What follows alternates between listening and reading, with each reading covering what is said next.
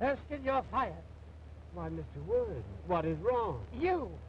It is your idea we come up to this forsaken hole over the weekend. If I die of pneumonia, it'll be your debt to society. Mr. Wood, I tried to be a competent secretary, but I have absolutely no control over the elements. How did I know it was going to rain? See, the paper says fair and warmer. That's last week's paper. You're still fired. How much further do we go? Won't be long now, Mr. Wood. Well, it better not be.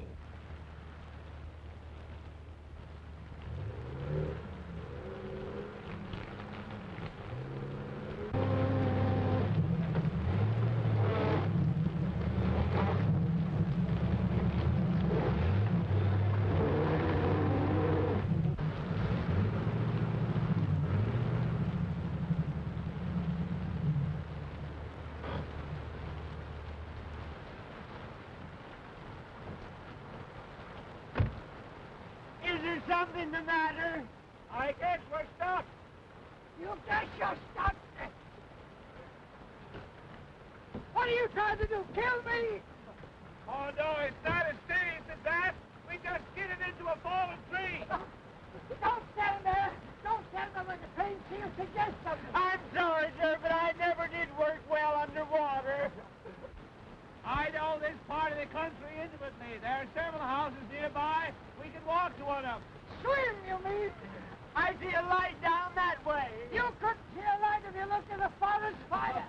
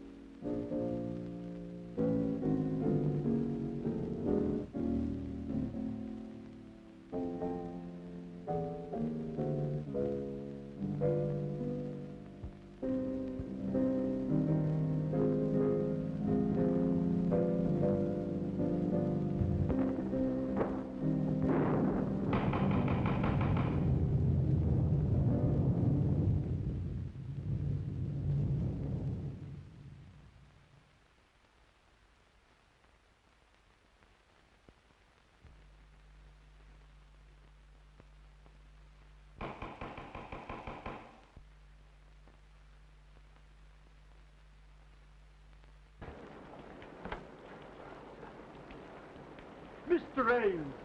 Oh, hello, Caraway. I'm sorry. I didn't recognize this as Dr. Kent's house. Just a moment, Ames. I don't know who this Dr. Kent is, but I'm getting out of the storm even if it's to be the missing link. Yeah. Coming in, Mr. Ames?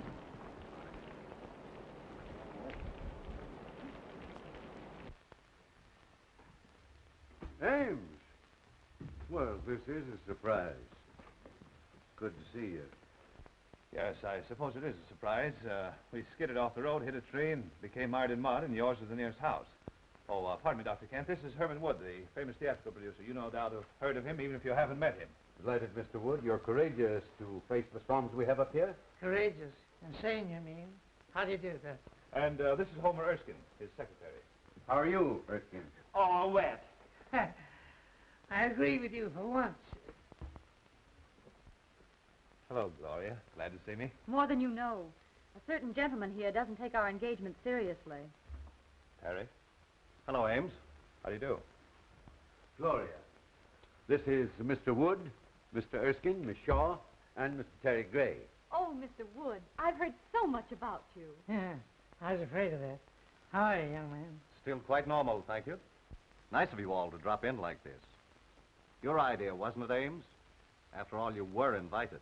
That had nothing to do with it, and I assure you I wouldn't be here now if I could help it. We were just driving to my place where Mr. Wood was going to hear me read my latest play. Another play, Prescott? My, you are prolific. Well, play or no play, I ought to be in New York, in bed. Well, I'm afraid you'll have to remain my guest for the night. My chauffeur tells me the roads are completely out. Oh, forgive me for keeping you in these wet things. I'll have Caraway show you to some rooms immediately.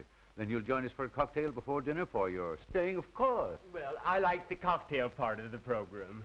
Oh, Caraway, take Mr. Ames and his friends upstairs immediately. Owing to the storm, they're going to stay for the evening. Yes, sir. This way, please.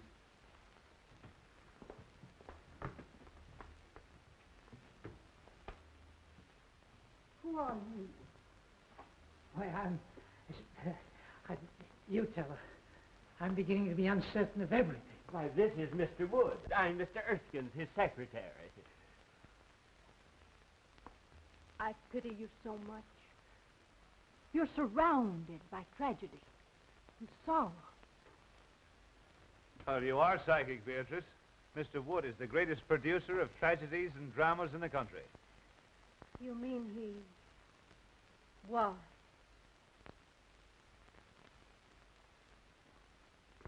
Hey, Ames, about this play of yours. Why, yes, it's in my bag. As long as we can't reach my place, why not let me read it to you here? Look here. I just remembered an important appointment tomorrow in the city. I must return tonight. Isn't that right? Yes, absolutely. He has to address the Travelers' Aid Society on the proper way to fold a timetable. My dear Mr. Wood, I would gladly assist you, but until the storm abates, there's no way of reaching the city. Well, we may as well accept the situation, Mr. Wood. We'll have a good dinner and then retire to Dr. Kent's study for a nice quiet reading. Perhaps it'll make you appreciate my play all the more. They say a full stomach breeds tolerance. Well, something tells me I shall need it.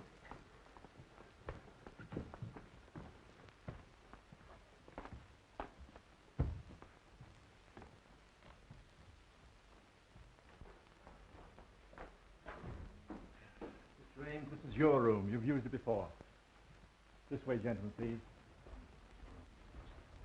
This is yours, sir. Right. And this is yours.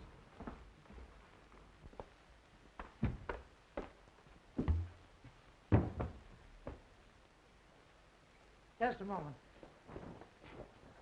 Have that coat dried out. Yes, sir. Right away, sir. Anything else, sir? Yes, close the door when you go out. Yes, sir.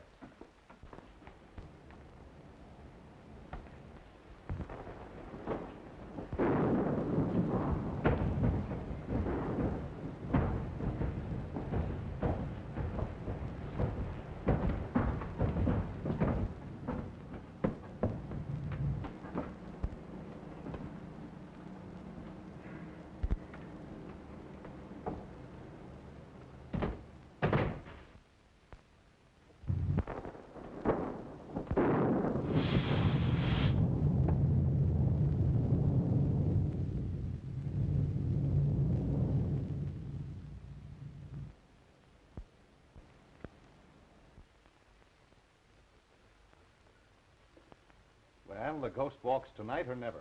You don't sound very hopeful. To the contrary. Not only hopeful, but brave. I'm going to ask you to marry me and go to California, where the sun always shines and the oranges fall from the trees to your breakfast table. That's a beautiful picture on a stormy night like this. But with or without the oranges and sunshine, you know I won't marry you, Terry, because I love someone else. Terry! Pardon me?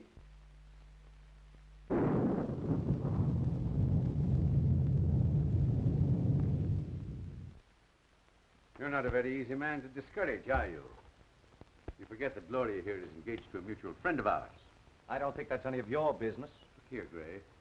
I don't like your attitude. In fact, I don't think I like anything about you. So what? Why must you two always act like gladiators? Be sensible. Tonight of all nights must not be the time for any discord. You know I've never given you cause to think of me as more than a friend. That depends on your viewpoint. I might argue that statement. I'd like to give you the thrashing you deserve for those insinuations. Please. We'll discuss this later.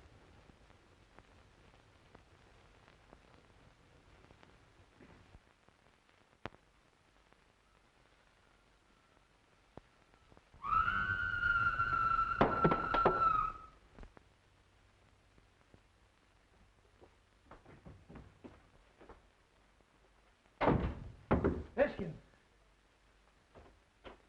Did you hear that scream? Yes, you sounded like a grand opera star with acute indigestion. Worse than that. Sounded like something unhuman. Oh, pure imagination. If I allowed a noise like that to scare me, your voice would have killed me long ago. Look here. Are you trying to insinuate I'm afraid? I'm just nervous, that's all. What kind of a madhouse is this, Oh, anyway? don't be so excitable. It's probably your liver acting up again. Have you your pills? My pills. Any of you folks here scream? Yes, it frightened me, too. Yes, I can't understand where it came from. Tell them where it came from, Ames. You've heard it before. Why scare your friends unnecessarily? Perhaps you're right. Any scream you may have heard probably came from Beatrice's room. She's Dr. Kent's patient and Mr. Gray's sister. You met at the foot of the stairs. She's just a little irrational at times. Well, as far as I know, it's nothing to worry about, simply emotional outbursts. Don't you just love a night like this? This old house seems to belong in the rain and thunder. I read a book once about an old, old house, and oh, I don't know how many murders happen on just such a night as this.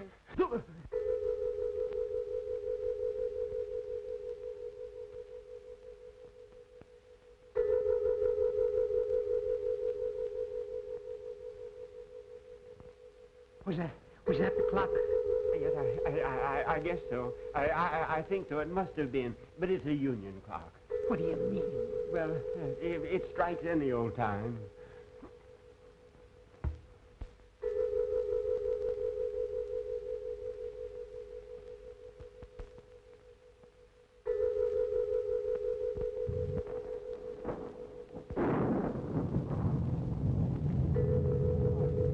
What's the matter with Beatrice?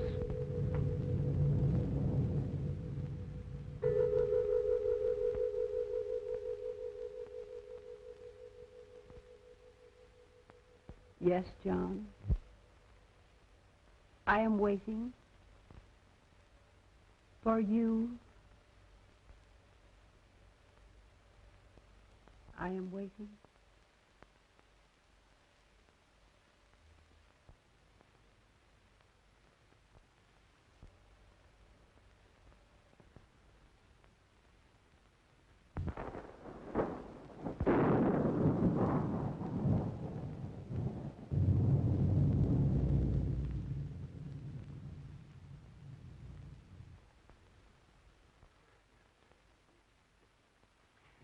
That woman gives me goose pimples. I've seen saner people than her in asylums. I'm sorry this had to happen. Beatrice's spells are unnerving to a stranger, but after one gets to know her... Know her. Say, if I never see her again, I'll be satisfied. Now, if you'll be so kind as to find some method for me to leave this house, see that I take it. Oh, Prescott, we couldn't let you do that with your friends. I think your friend is unduly alarmed, Ames. Oh, is that so? Well, who asked you? He has high blood pressure. He should calm himself. Oh. If Beatrice's actions are nothing to fear, she simply dwells in the unknown. As her attending physician, I can speak freely. The girl suffers from hallucinations and the shock of a tragedy that occurred in this house 3 years ago this night. Mr. Ames remembers that night very distinctly, no doubt. That's why he shuns my house. Dr. Kent, I see no reason for making my sister's grief public talk. I'll bet the doctor's going to tell us about some terrible operation. That ought to be cheerful. The unsolved murder of your sister's husband must be public talk in this house. Murder? I have taken notes on her actions since that night, and each year, at this hour, the flutter of that sound is heard, and she has acted as though the spirit of John, her dead husband, had returned to her. That's all there is to it. Erskine, we're leaving. Dinner is served, sir. No, we're not. Ghosts or no ghosts, we're eating. We're leaving. You're disobeying my orders. No, I'm not. You fired me an hour ago.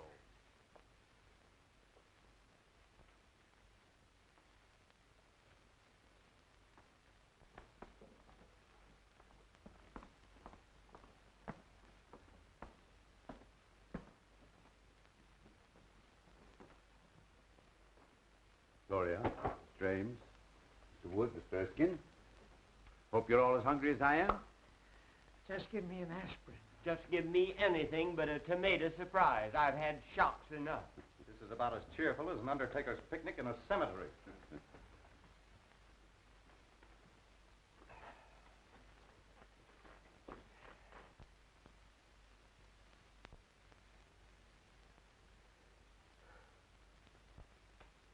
You're right on time, John. I was so afraid you might disappoint me. Mr. Wood, I think you're right. We better leave, now that John's here. Yes, Erskine, I'm not a cowardly man by nature, but my nerves won't stand this any longer. That woman is dangerous. My friends, please. I regret these unusual disturbances, but I've experienced these same phenomena in my patient's presence before. There's nothing to fear from the dead. I believe in spirits, but only spirits. Hear me? Beatrice, please, your brother wishes you to restrain yourself. My dear brother seems frightened. As well he should be. Just like all the rest of you are. Please, Beatrice, there are guests here, friends of Mr. Ames. What do they mean to me? You, Terry Gray. You, Miss Gloria Shaw. And you, my delightful friend, know what that blood stain is. You were at this table the night poor John fell forward and stained the cloth with his own blood. The night he was murdered. By one of you. Why, that's a lie.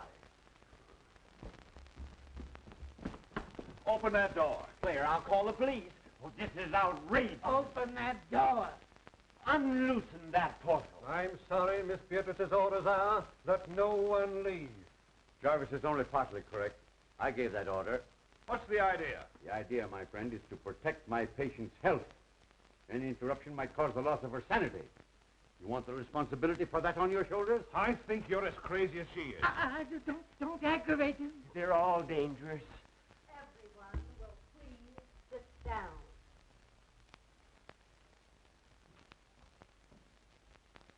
You can't frighten me into anything. I don't know who killed your husband, but I believe your brother can tell you. I thought you'd try to insinuate something like that, and I'm glad you did. Now I can voice what I've suspicioned these past years. You were jealous of John. You wanted to marry Beatrice for money. You, a penniless hack playwright. She preferred John, and you killed him. There's always been insanity in your family. Wait. He's right. I, too, always thought you killed John. You're unscrupulous enough to have done it. That's enough of that kind of talk. You aren't free from suspicion either. As John's cousin, you inherited more money from his death than I did. How dare you say that? I can't listen any longer. In the name of humanity, allow Erskine and I to get out of here before they kill each other. I appreciate that we have outside witnesses to what is going to happen. There is a murderer in this room, and we're going to find him. John, tell me the person who killed you. Speak quickly. Why don't you admit it? Hurry, before it is too late. You'll talk now or I'll break your neck. Lunch!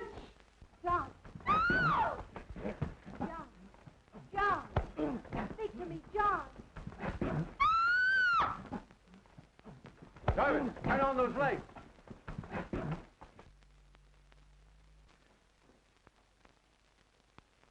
Where's Beatrice? Why, I don't know. Dr. Kent, I demand I be allowed to leave this room. And I'm with you. Remember my years of devotion to you. Divided we arrive, but united we leave. Of course I'd give anything in the world if this hadn't happened. Jarvis, open that door. Oh, Mr. Wood, I'll see you later. You'll not see me later. Not for a month, not for 10 years. I'm getting out of here.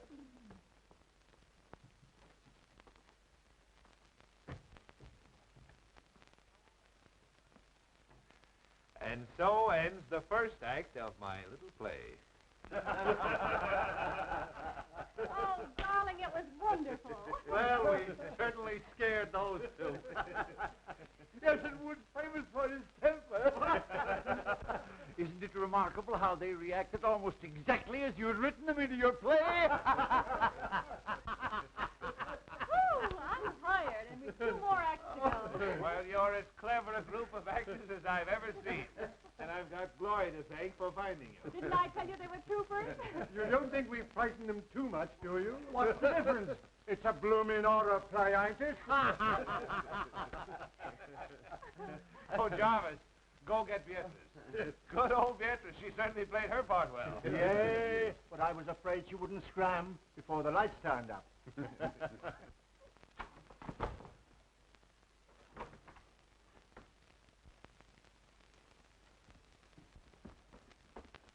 Beatrice, are you hurt? Beatrice, what's the matter? Speak. She's dead. This isn't my room. No. And whoever it does belong to has a gun. A gun? No, let's don't annoy. Oh, shut up. This may come in handy. A manuscript. The Ghost Walks by Prescott Ames.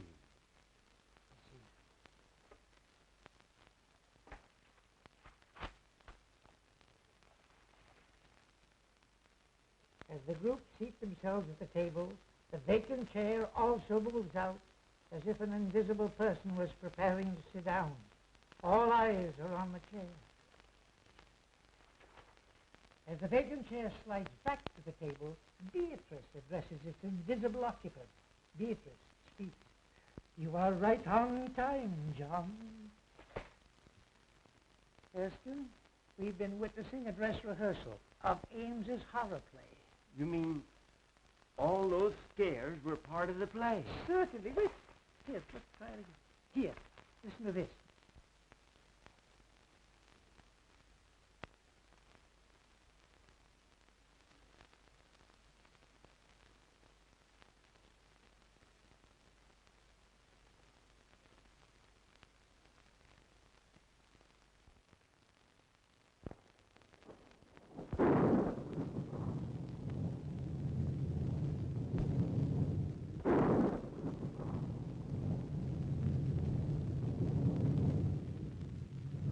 I'm afraid my play has been surpassed. We have a real menace in this house. Well, there was no one in the house but us, and we were all in the dining room. I know I was. That's right, because I was struggling with you. I was sending you the light switch. And I was at the table, as you all know. I was playing ghost. I was all over the room. But I didn't do it, I tell you. I didn't do it. Of course you did. Now, don't lose your head. Don't any of us. A death-like face slowly appears in the dark, ghostly white and pallor. The face seems to float as it reaches the table. Beatrice, hysterically. John! Lights out. Everyone remains where standing with the exception of Beatrice, who disappears through a door in the kitchen. So they thought they'd impress me with their phony theatricals, eh? Me, who staged the burning of Rome while the gladiators were being gored to death in the animal pits. I wasn't scared a bit. Neither was I. No, what are you doing under the table? Well, I was looking for you. Ridiculous. I hate cowards. When we get back to town, remind me to fire you.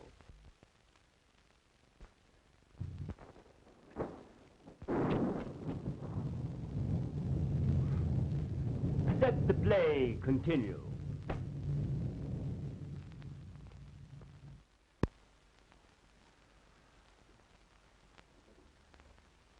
Now that the play is over, I'll have to tell Wood what's happened. Here he comes now. Ha! Still making merry, I see. Well, we thought we'd come down again. It's too quiet upstairs for us. Yes, we were used to shrieks, sirens, and suicide. Yeah. Why, what seems to be the trouble? Has Miss Beatrice been found? Yes, she has been found. Dead. Is that so? No, I mean, it can't be. It's impossible. What are you talking about? Mr. Wood, I'm trying to tell you that Beatrice is dead. Beatrice is dead. I don't believe it. Let's put this whole thing straight to you, Mr. Wood. We're all actors, hired by Ames here to present his play to you. Actor? Everything that's happened since you arrived was part of the play. Except poor Beatrice's death. Mr. Ames. Am I to understand that I've been witnessing part of the play you were to read to me? Yes, I thought it a good method of presenting it to you. You see, this is really my house, and the fallen tree on the road was all part of my scheme to fool you. The storm, of course, was an added break. Well, if these chills and frills have been theatricals, where does the death of Beatrice fit in? Surely you don't destroy your characters. Somebody evidently does. We don't know any more about it than you do. The police should be notified. Now, wait a moment, everyone, please. I know that this is even more confusing to Mr. Wood than it is to us. He still believes we're putting on the play. So the only thing we can do is to show him Beatrice. By all means, do. Yes, death is no novelty to us. No. We stage it 8 times a week, including matinees. And benefits. Now, remember, no one is to touch the body until the police arrive. In there.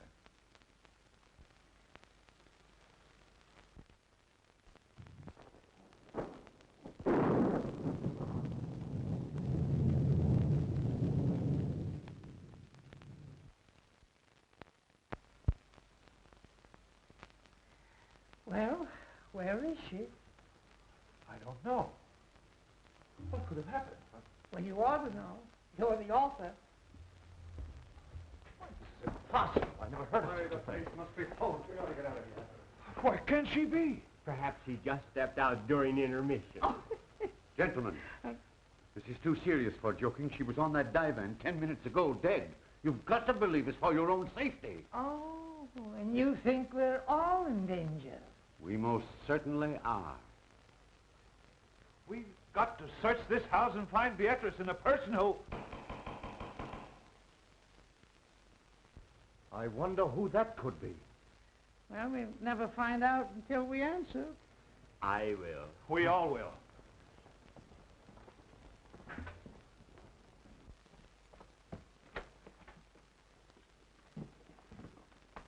Who are you? Who are you? A guard from the Greystone Sanitarium. Seen anything of an escaped patient around here? What kind of a patient? A quiet one, until disturbed, at which time he becomes slightly murderous. Well, so help me if this ain't a night. Oh, what's going to happen to us next? Who are these people? I didn't know anyone was living here until I saw the lights. What makes you think he came here? Empty houses make good hideouts. I never saw or heard of anyone living here in the past few years. Well, I've been living here about a month. I think you've come to the right house at that. Yes? Has anything happened? Uh-huh. A murder and a disappearance. What are you winking about? Winking? Why, my dear man, you're saying things. I simply stated a murder had been committed. Murder? Ah. Well, it's him all right, then. Well, who is this man you're looking for? At the sanitarium, we'd call him Case 222. I guess you'd call him a homicidal maniac. A maniac? And you think he's loose in this house? Now, be perfectly calm. If my patient is here, and you scare him with hysterics, he might tear you apart to see what caused the excitement. Oh. That reminds me. Has anyone called appearance? No. Well, that's the usual procedure, isn't it? Oh, we forgot to, I suppose. But there's a telephone right here in the study. Telephone?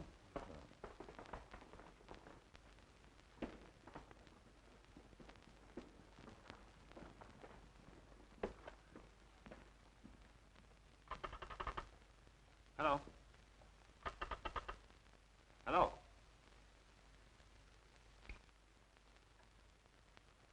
Cut. I suppose no one knows who did this. Why should we? You don't think it's fun to be isolated with a maniac? If the play calls for it, yes. Well, I don't know what the rest of you are going to do, but I'm driving into town for the police. Wait, it isn't safe outside. I'll walk with you to the garage. Thanks. I'll be right back. So those who want to go to bed are safe enough. Besides, it's easier to die in bed. Come on, Ken, let's turn in. It's as safe up there as here if we lock our bedroom doors.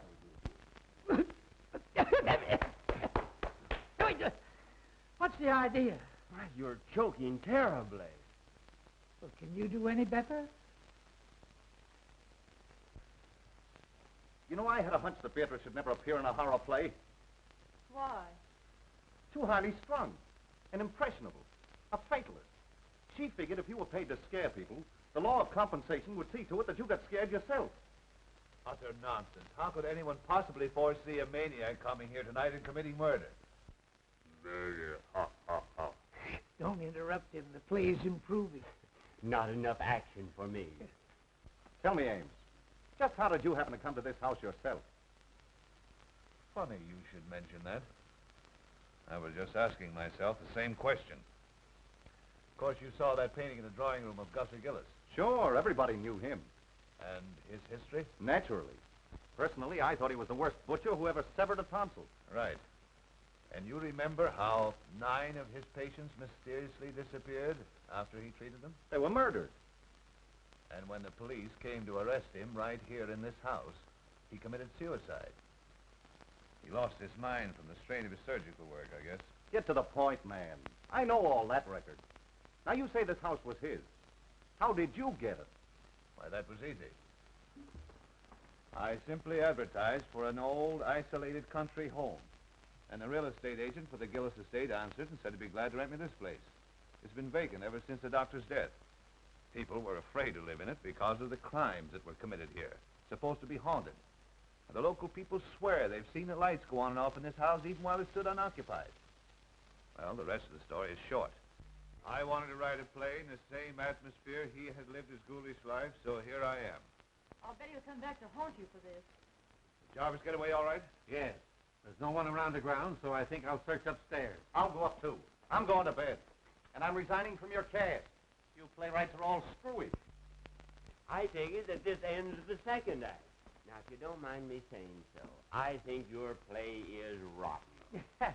Well spoken, Erskine. Forget about being fired. Let's go to bed. Yes, go to bed, Mr. Wood, and get some sleep.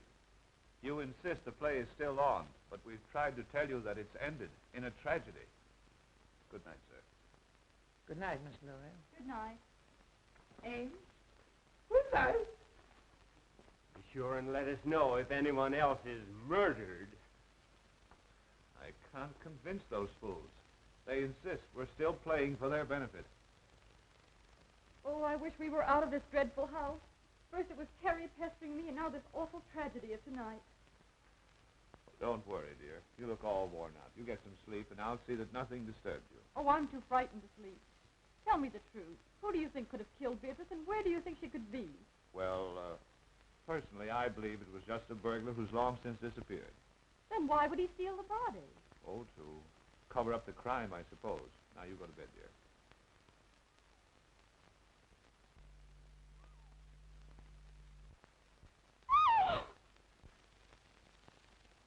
Why, Gloria, what is it? Oh, you poor kid, your nerves have completely gone.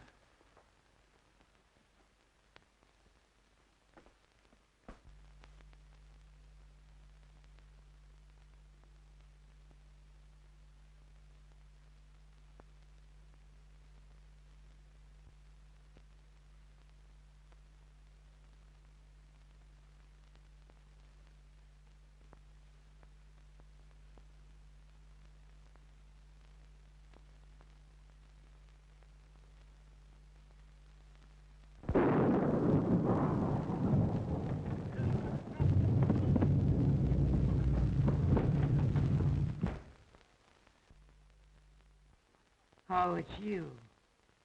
I ought to pull the trigger at that. Well, come on, snap out of it. What is it? Mr. Wood, maybe we're wrong. Maybe this isn't the play we're witnessing after all. Oh, rubbish. You saw the manuscript, didn't you? Yes, but I didn't see anything in it about the top of my bed coming down and smothering me, just like a steak under onions. Oh, nonsense. You've had too many cocktails. Besides, I wouldn't be lucky enough to celebrate your demise by violence. That's a fine way for you to talk to me. Me, who's been everything to you but a mother. Now, Mr. Wood, listen to reason. I may be all wrong. I'm a nervous man by nature. But if this play is still going on, it's the closest thing to reality I ever saw behind the footlights. Oh, you're a sissy. I tell you, this fellow Ames is clever. He has reality in this play, and that's what the public wants. Now, let me alone. And if you want to stay in the theatrical business, stop letting it scare you. Oh, I was kidding all the time. That bed bracket was only a dream I had. And you were in it, too. I was not. I was reading. Yes, I saw that. You were reading a book on psychics. You were worried about the future yourself.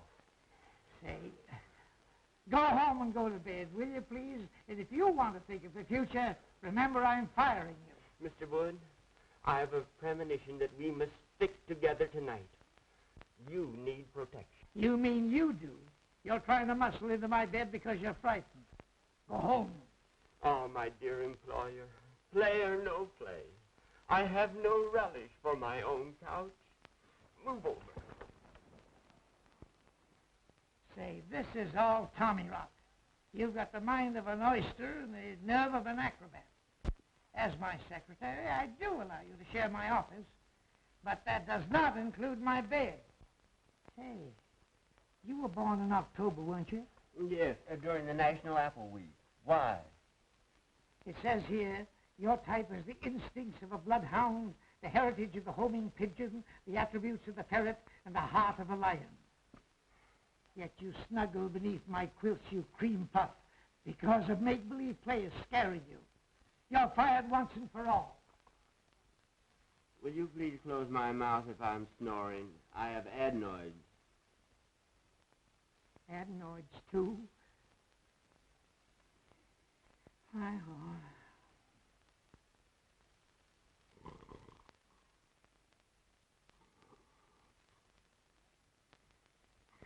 Homing pigeon, ferret, lion. I'm sleeping in a zoo.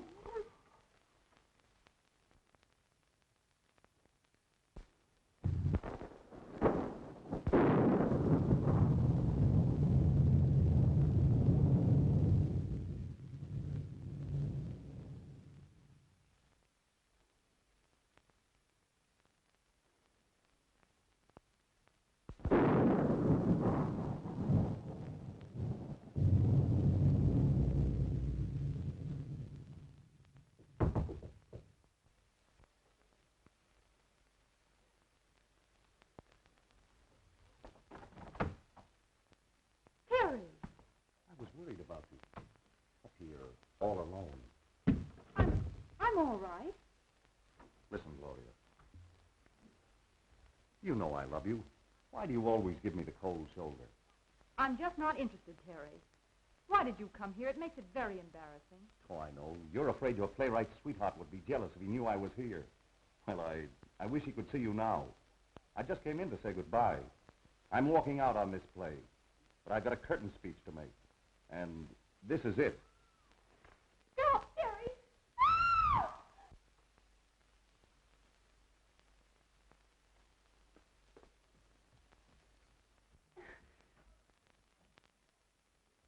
Gloria!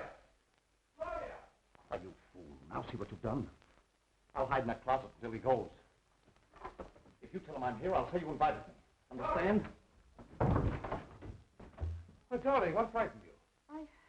I saw a man. Oh, where was he? He came in that door. I screamed and he went away. Oh, you poor kid, what a narrow escape you had. Wonder what that screaming was about. There's a light in Gloria's room. Let's see what's up. You take it easy. I'll find the guard and we'll search the house again. What's happened? We heard screams. Someone tried to break into Gloria's room. What? Who? I don't know. Here comes the guard. Seen anything? Plenty. Gloria was almost attacked by someone. Fancy that. Who do you think it was? I don't know. We'll wake up everybody and find out. Good idea. Let's try Terry first. Oh, Terry. Gone. Not a sign of him. Whose room is this? Well, that's mine. And there's Erskine's room and that's Mr. Wood's. Let's see what they know.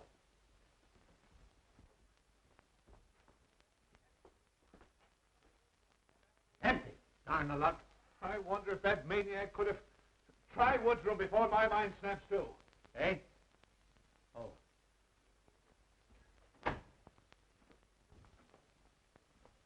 Hey, you two. Get out of here. My office hours are from 10 to 4. Seen anything strange in here? Yes, here's an exhibit that ought to be in a museum. What are you doing in here? I was sleepy. Is the play on again? No. We're just having a roll call. Well, consider us absent. Terry. Terry, come out.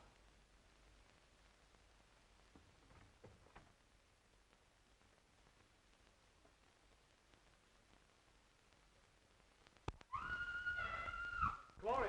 What, again? Oh, let's don't miss this. I might as well be a fireman.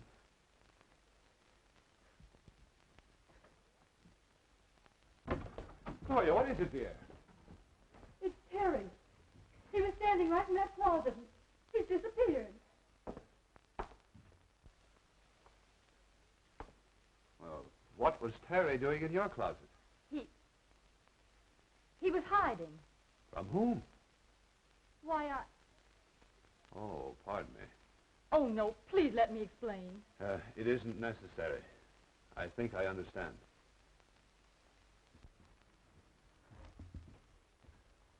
I'd sooner trust a lunatic than I would a Yes, woman. they're more reliable.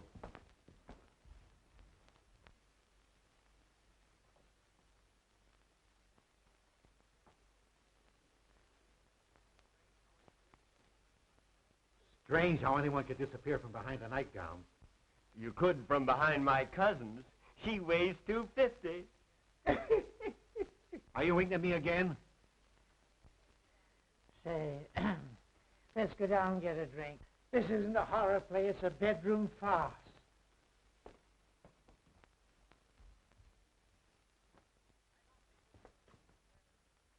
I don't think this situation is fair to me. You people are of very little help. That patient of mine is evaporating. He thinks all I've got to do is to look for him.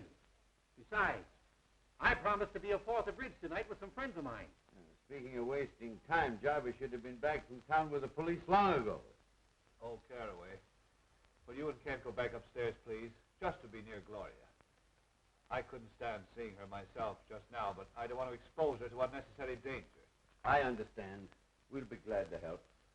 I'd just as soon go up again anyway. I'm dead. Please don't use that word. I don't like that fella Caraway. Oh, forget it. He's just a seedy butler. Well, I feel duty-bound to see this night through. I live here and all that, but I'm beginning to reach a breaking point. The situation is getting out of hand. It seems to me you're about as useless a guard as I've ever seen. Well, I've worked in 2 penitentiaries and 3 asylums and never had any complaints. Best actor of the bunch. Well, boys, I'm going to retire from now for the second time tonight. Ames, go on with your rehearsal, but don't disturb me for the finale. And again I say, good night. Please continue. I never walk out on anything that doesn't cost me something. What does he mean? Oh, these fools think we're putting on a play for their benefit. I'm hungry. I could destroy a few vitamins myself. Well, you'll find some food in the kitchen. I'll be waiting for you here.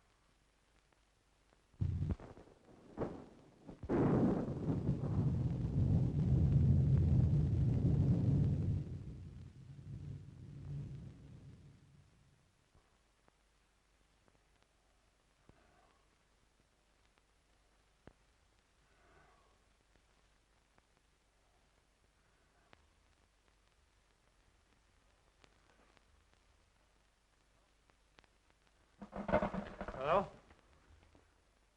What are you doing down here? Why, I just came down to get some cigarettes.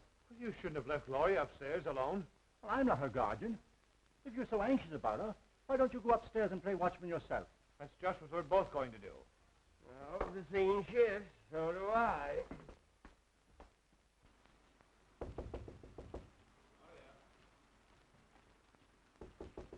Gloria? Gloria!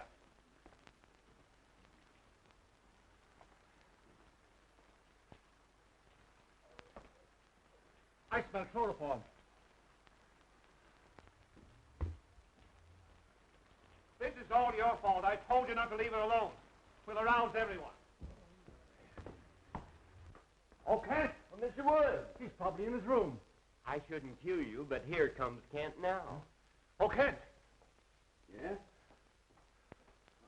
Gloria's disappeared. Huh? Say, have you been out in the rain? No, why? Well, whoever stole Gloria took her out of the window into the rain. Funny that you should be out of your room and then appear all wet. I don't like your insinuations, Mr. Ames. If you must know, I couldn't sleep. I was going to take a bath in the tub and turned on the shower by mistake.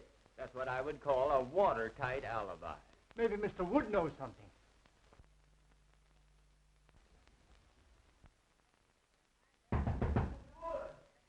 I'd have more privacy in a convention hall.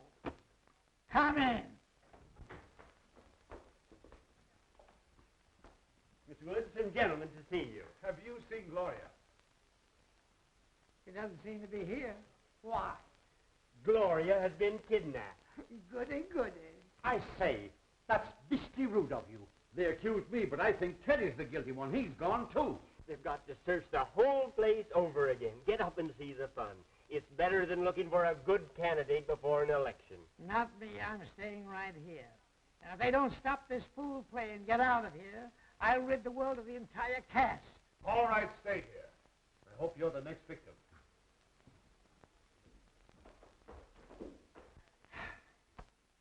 Mr. Wood, could I have a word with you? If you try to get in this bed again, I'll shoot you, so help me. I only wanted to say that you're right, as usual. The play is still going on. Of course I'm right. I know the theater like Barnum knew his elephants. And I'm not cross with you, Wilkins. In fact, I'm going to raise your salary. Thanks. People don't disappear every 5 minutes in real life. Unfortunately, some don't. I'd like to get some sleep.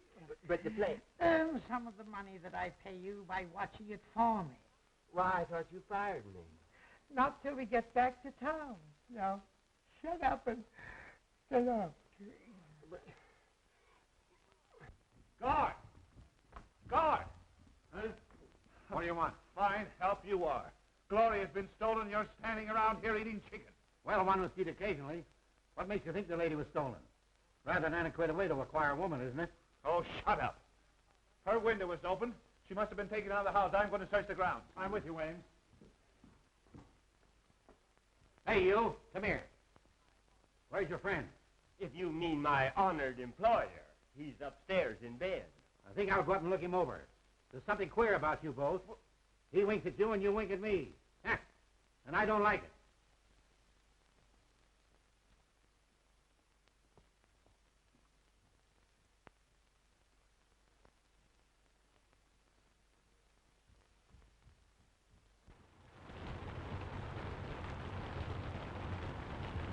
We'll make a careful search of the ground.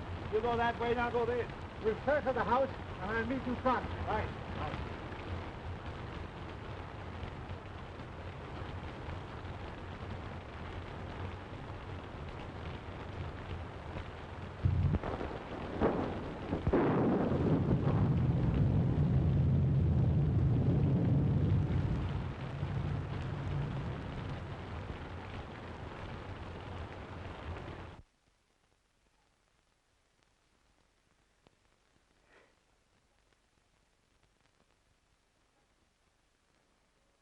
Who's there? Only me. Oh, my old friend from the insane asylum. Come on in, sit down. Make yourself at home. Everybody else has. Hey, look here, old man, pal to pal. You're not really an asylum guard, are you? No. How did you get? Yeah, you can't fool an old-timer. You know, you're wasting your talents here. You're too good for this stuff. The whole world knows that. I said good, not perfect. Like that play. You know, I've been thinking that over. It's mighty darn gripping. I think it's pathetically bad. I'll have no part in it. Are you under contract to Ames? Me? I should say not. But I'm ready for a presentation now that will astound the world. I believe you are. I'll bet you'd be a sensation and a good part. And I'm going to give it to you. Herman Wood, the man who has given more stars to Broadway than Edison has electric lights, will star you personally in an extravaganza. Splendid, splendid. Oh, are you busy Thursday? Let me see. No, I have nothing planned. Good. Come to my office next Thursday and we'll sign a contract. Splendid. But you should see me work first. Well, what are you doing now? Wasting time talking to you. Come with me, and I will show you real dramatics. Are you kidding? I never joke. I will show you drama. Stark, throbbing drama, with a master touch of comedy. By golly, I'm with you. Just wait till I get my slippers. Don't forget, Thursday. Come.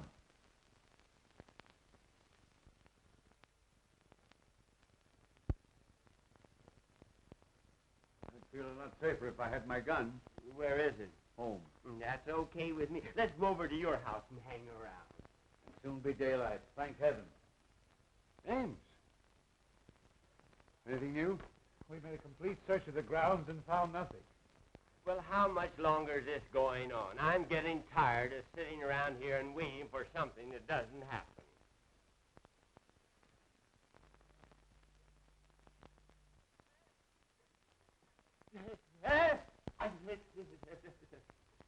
The picture. It's alive. It winked.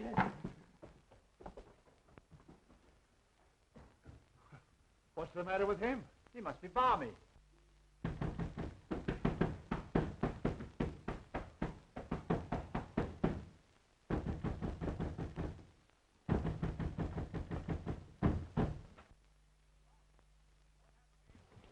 Charles, what happened to you? Remember when I left the house to get the car and the cops? Yes? Well, that nuthouse guard leaves me at the garage. Then just as I'm getting into the car, somebody slugged me with a lead pipe. What was the idea? Well, someone didn't want him to get away. And that someone is probably the escape nut that we're looking for. How many of you are searching for him? There's already been a guard here tonight. Well, there's possibly half a dozen of us, but believe you and I'll find him. Yeah, this guy disappears every so often, but we always spot him in this neighborhood. I see. Well, after you were hit on the head, why did you come back to the house? I figured getting the police was the wisest move to make. I've been knocked out and tied in the garage, but I broke the ropes.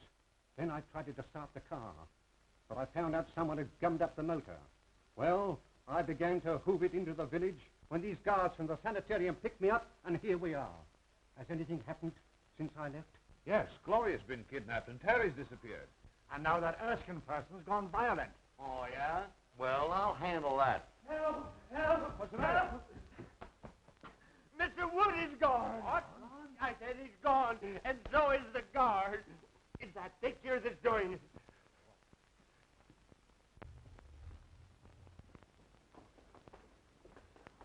Oh, what's the matter with it? Its eyes moved. It glared at me. Why, it's as solid as the wall. You're daffy. Those eyes never stared out of nothing but a paint pot. I say someone looked out of that painting. Okay, brother, we'll soon find out who's nuts around here.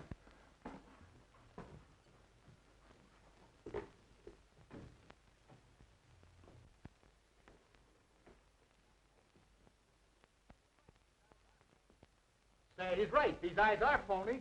What'd I tell you? Now who's that? Hey, there's a passageway back to this. A passage?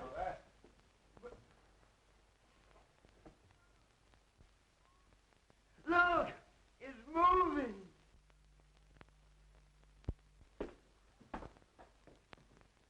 That's how Beatrice disappeared from this room. Well, I'm going to find out where it leads to. I'll go with you. Be careful, it looks dangerous.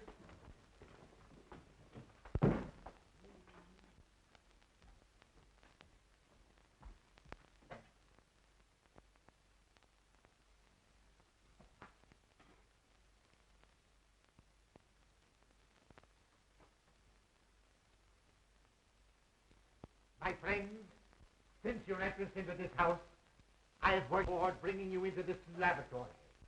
Years ago, a famous surgeon lived, worked, and studied here. His name was Guthrie Gillis. He is dead now, but I, Professor Elmer Trittery, will carry on and improve his work.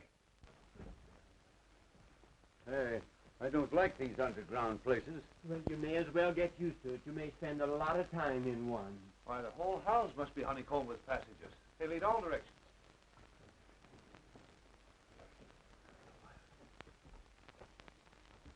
I am the greatest genius you have ever seen. I have mastered my work. Work that has produced power almost divine.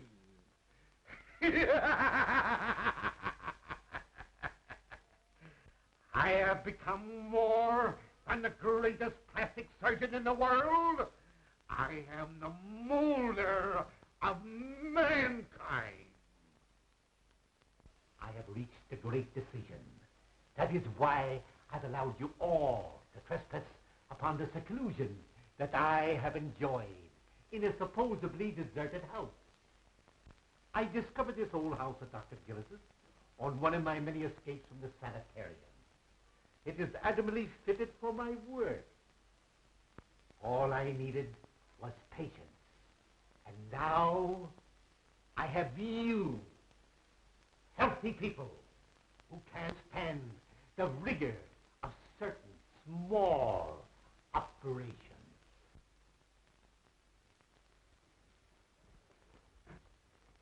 Now, wait. This looks like a door.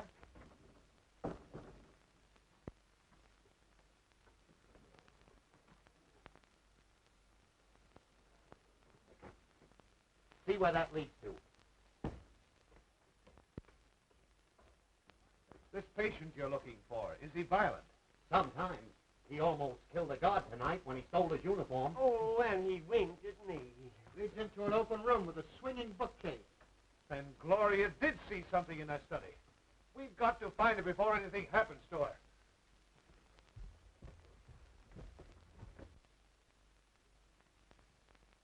It seems to me this is the fluid I used to paralyze the mice with yesterday.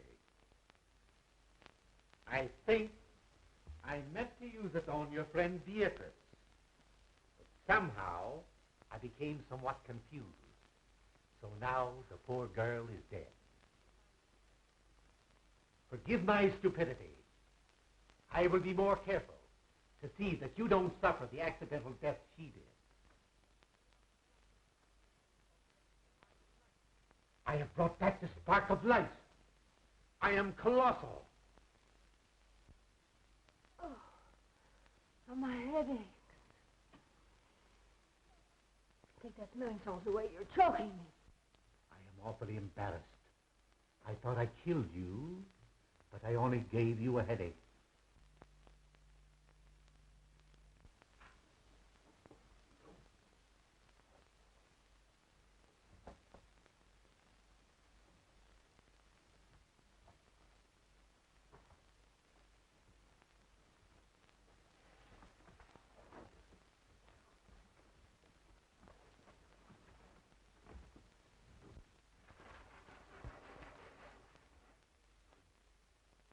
I ask your indulgence in looking at this chart.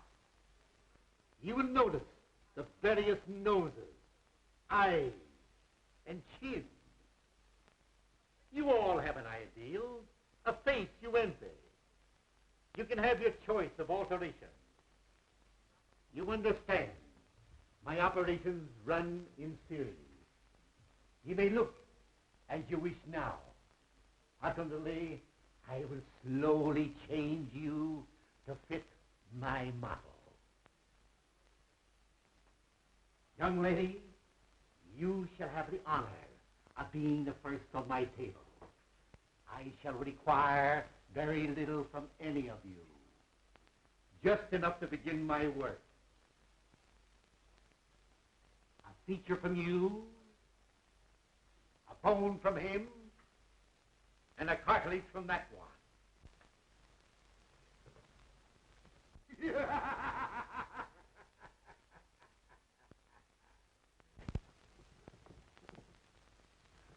the guard. It's Professor Twiddly, the guy we're looking for. Then he's the nut. Well, he's dangerous. Let's get him. Wait a minute. Better not get him excited. I know how to handle him. Hello, Professor. Why, Mr. McLeavy, what are you doing here? Can't you see I'm busy? Sure, but you've got to come home with us. It's important. Home? Is there anything wrong? Why, don't you remember? You operated on your old friend, Julius Caesar, a couple of days ago? Did I now? Sure. Funny, I forgot. How'd it turn out? Not so good. That's why we have to hurry back. You see, he got tired of his Roman nose, so you grafted on a new one. But you put it on upside down. And on rainy nights like this, the poor fellow can't go out for fear of drowning. My. We'll return at once. Poor Caesar must be miserable.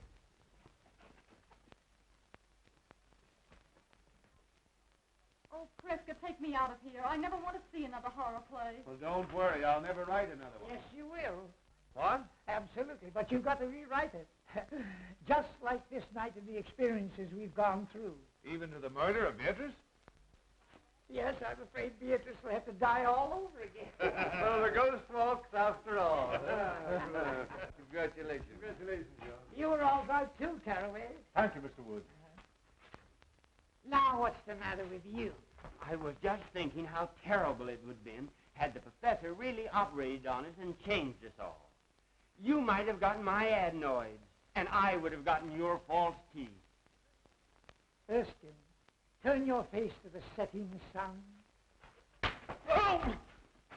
What's the idea? Don't forget, you're fired. Oh, Mr. Wood. Come,